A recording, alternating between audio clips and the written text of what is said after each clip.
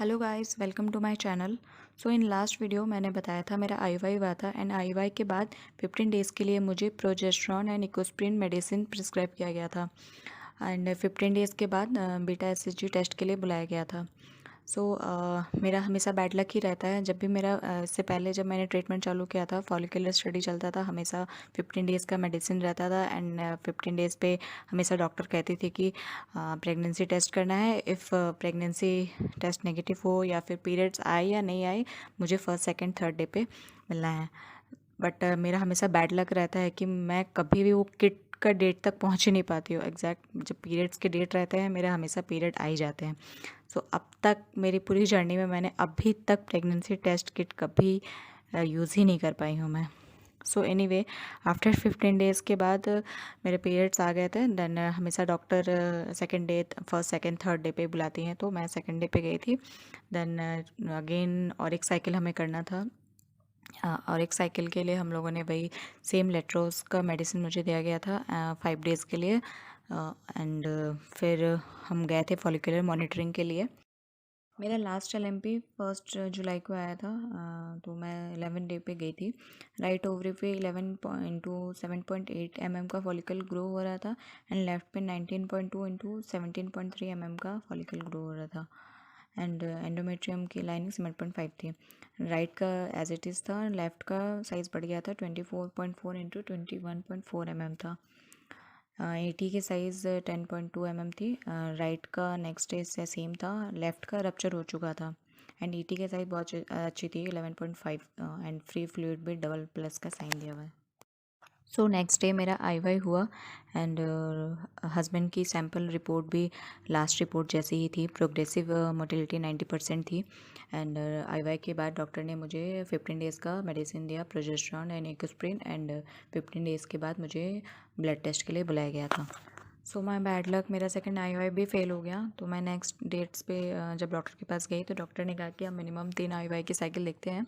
अगर इसमें कोई रिज़ल्ट हमें नहीं मिलता है देन हम आगे का प्लान करते हैं कि हमें क्या करना है।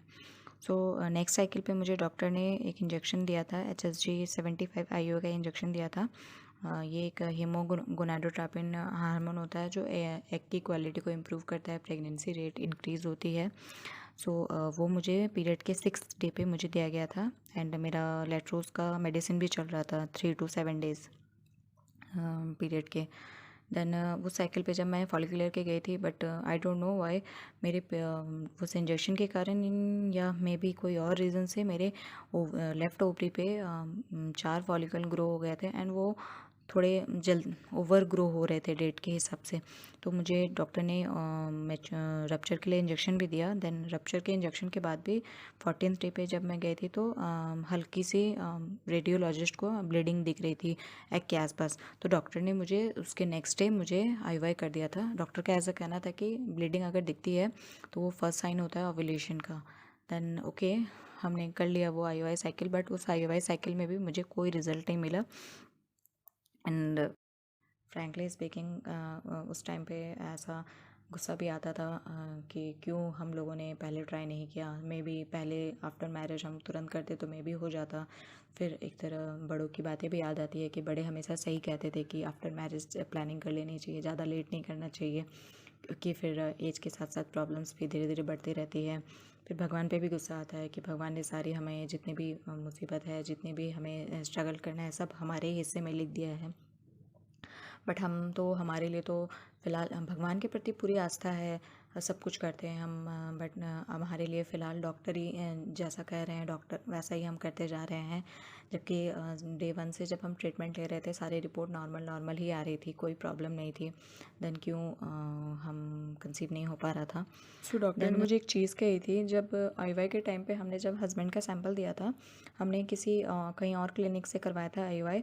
तो वहाँ के डॉक्टर ने एक टर्म बताया था, टेराटोस्पर्मिया। इसका मतलब होता है कि स्पर्म का जो स्ट्रक्चर है, जो शेप है, वो प्रॉपर तरीके से नहीं है, मतलब वो एबनॉर्मल है।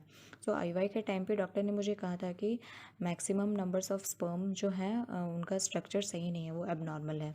सो डॉक्टर का ऐसा कहना था, मे बी ये भी एक रीज़न हो सकता है कि कंसेप्शन नहीं हो पा रहा हो, क्योंकि अगर शेप प्रॉपर तरीके से नहीं होगा तो वो एक एग को पेनिट्रेट नहीं कर पाएगा, मीन्स एग के अंदर घुस के उसे फर्टिलाइज नहीं कर पाएगा। सो इस चीज़ के बारे में मैं आपको नेक्स्ट वीडियो पे बताऊंगी। इस पे भी एक बहुत बड़ा क्वेश्चन मार्क है, मेरी भी बहुत क्वेरी थी डॉक्टर से, एंड डॉक्टर का भी क्या आंसर था मैं आपको बताती हूँ। सो अगर आपको ये वीडियो अच्छा लगे तो प्लीज़ लाइक करें, सब्सक्राइब करें एंड कमेंट करें। एंड प्लीज़ कमेंट करके अगर बताएं कि किन्हीं को इस टर्म के बारे में या किन्हीं को इस इशू से रिलेटेड कुछ इन्फॉर्मेशन है तो प्लीज़ मुझे बताइए, सो मुझे भी हेल्प हो जाएगी। Thank you.